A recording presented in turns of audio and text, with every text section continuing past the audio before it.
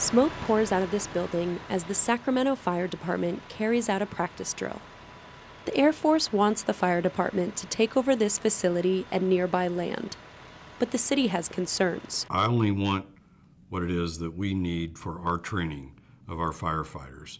The surrounding land, I know it has problems. We don't need to take on the United States government's problems, and so all we want is what we need for training our firefighters, and we don't want responsibility for anything else.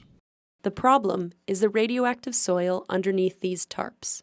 The Air Force wants to bury it in this giant landfill, the size of 7 football fields 50 feet deep. The soil contains radium-226, a substance the Environmental Protection Agency says may increase the risk of cancer.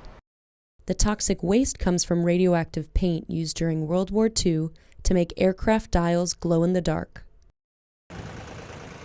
Congress requires the Air Force to clean up the toxic waste it is leaving behind and then hand the land off to locals.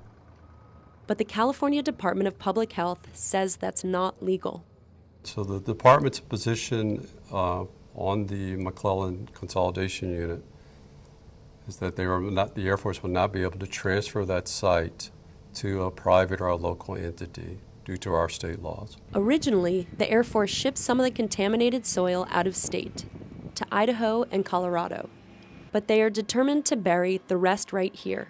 This is a violation of California law, according to Daniel Hirsch, a lecturer on nuclear policy at UC Santa Cruz. I helped draft the legislation that is currently the law in California as to how you have to dispose of radioactive waste. And the facility at McClellan would not meet those requirements whatsoever. But the Environmental Protection Agency says it's fine for the Air Force to bury the waste here. We think is an appropriate remedy, a safe remedy, and a remedy that will stand the test of time. Right now, the base is on federal land and does meet federal standards. But Congress has mandated the Air Force to turn it over to a local entity, and the Sacramento Fire Department is on their list. You know, if the situation occurs where they say, we won't convey the land that you're interested in unless you take other land, I'm fully prepared to walk away. The United States government just has to accept that it didn't take very good care of a lot of land on a lot of military bases, and we'll have to be responsible for cleaning it up, just like a private party. The California Department of Health says it will not approve the transfer of this property. If the Air Force attempted to transfer the property to a local entity, then we would have to take legal action.